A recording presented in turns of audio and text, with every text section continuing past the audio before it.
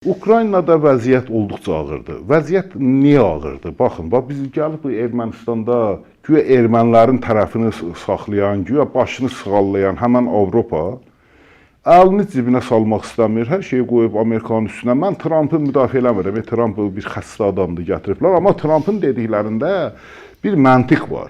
Deyir ki, qardaş, bu açıq deyir. Deyir ki, mənlə Rusiya arasında uzaq bir məsafə vardı. Yəni aramızdan okeanlar keçir. Bir dənə okean yox ha. Biri bu tərəfdən keçir, bir də o biri tərəfdən keçir. Okeanlardan sonra bir başqa qitə başlayır.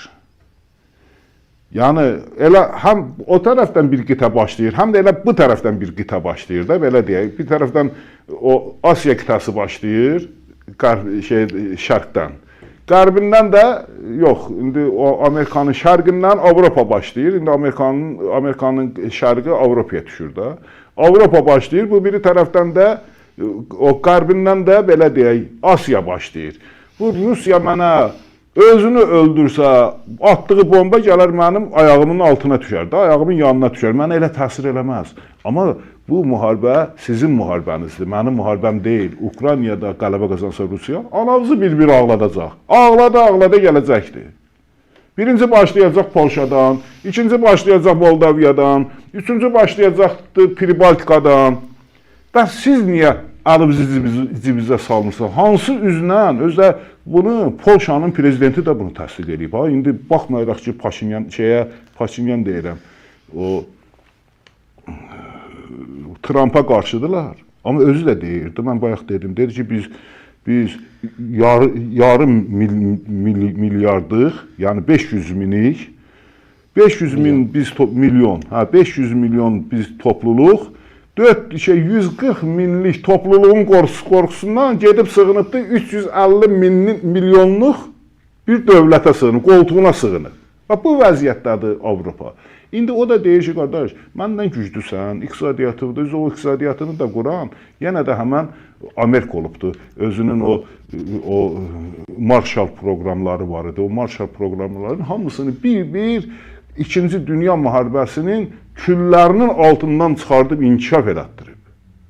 İndi belə bir dövlətdən söhbət gedir. Amma yenə də hələ bunlar o qədər öyrəşiblər ki, o bir fərsiz oğul olar, ata gətirər bu yeyər, ata gətirər bu yeyər, ata da axırda deyir ki, o bir əhvalat var, deyir ki, yaxşı, geçsən bir 5-10 manatda sən qazan da, bir gedir, anasından pul alır, gəlir, deyir ki, ata, qazandım, bu götürür pulu atır o sobaya, bu əhəmiyyət vermir, anasından alıb.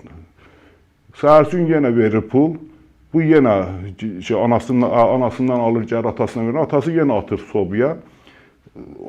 Görür ki, oğul görür ki, yox, xeyri yoxdur, bu qazanmasa atası elə bunu pulunu atacaq sobaya. Gedir, özü bu dəfə qazanır.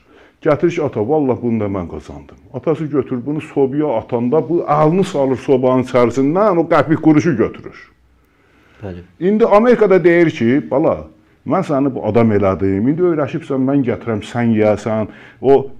Bizim bir məsəl var, deyir ki, ver yeyim, ört yatım, qoyma canım, çıxmasın. Avropa bu dəqiqə o düşüncədədir, o fikirdədir, onu tətbiq eləyibdir Amerikaya. Amerikada deyir ki, mən artıq sizə müftəq silah verməyəcəyim.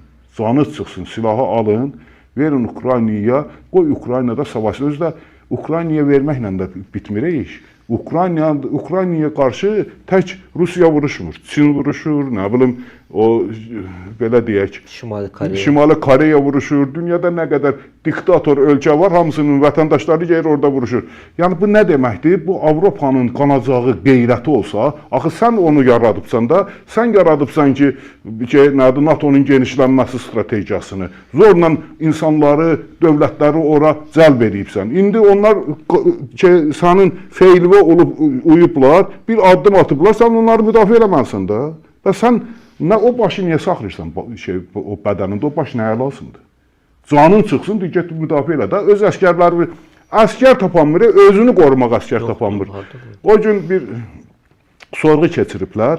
Almaniyanın, bunların içərisindən qeyrətlisi Almaniyadır da, yəni iki dənə müharibə çıxardıq.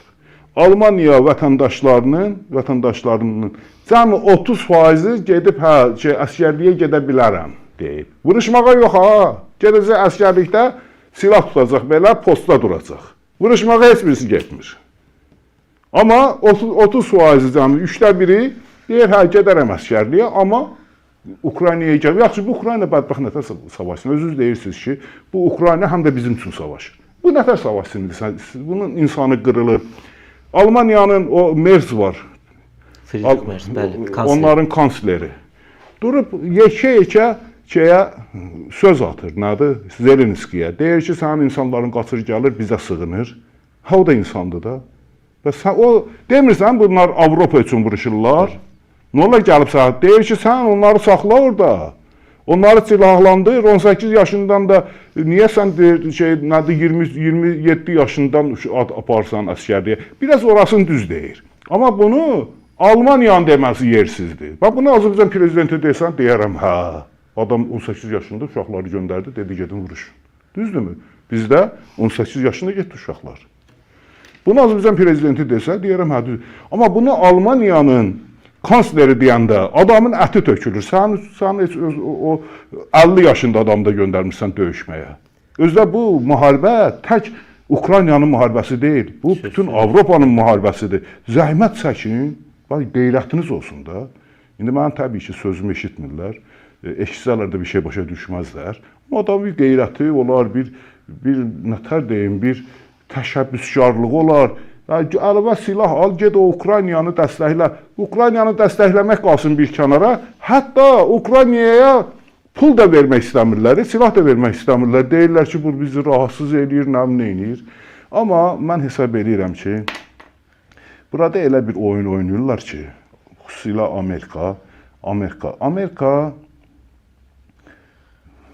o globalist o siyasi axımı tamamilə məhv eləmək istəyir. Bu Ukraynaya yardımları dayandırması da, Azərbaycanla Ermənistan arasında o müharibənin kəsilməsi də, bir çox müharibələrin kəsilməsi, hamısını eləyən bu şeyləridir. Liberalistlər idi, yəni belə deyək, o globalistlər idi. Bütün günü Trump gedir ora, hara gedir, 8 dənə deyir müharibə qutarmışam, tapa bilmir 8-ini, hansı yoxdur, heç birisini qutarmayıb axı. Bir dənə Azərbaycanla Ermənistanın quyruğundan yapışıb, deyir ki, valla bunu mən bitirmişəm. Sülh müqaviləsi, indi də onu pozurlar.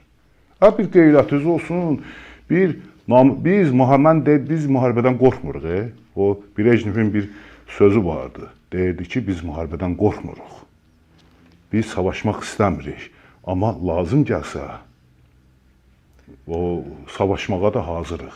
İndi onun sözü olmasın, Azərbaycan ordusu kifayət qədər güclüdür. Hər halda Ermənidən 10 dəfə güclüdür.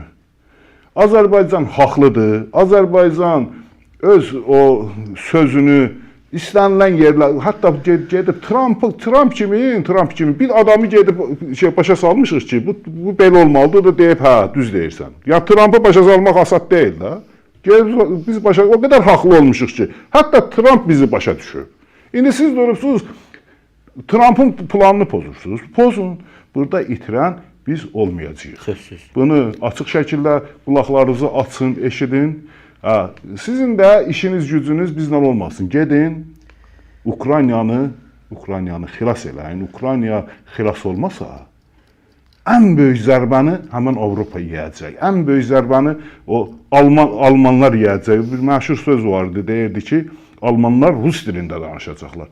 Bu Ukrayna məğlub olsa, Almanlar Rus dilində danışacaqlar. Bunu qulaqlarınızdan sırğa kimin asın, onsuz da indi ingiliscə danışırsınız. Bir müddətdən sonra ağanız dəyişiləcək. Tək Almanlar yox. Ağanız dəyişiləcək. İndi o biriləri mən dövlət saymıram da. Bir orada Fransadır, bir də Almaniyadır. Qulağınızdan sırğa asın bu sözü.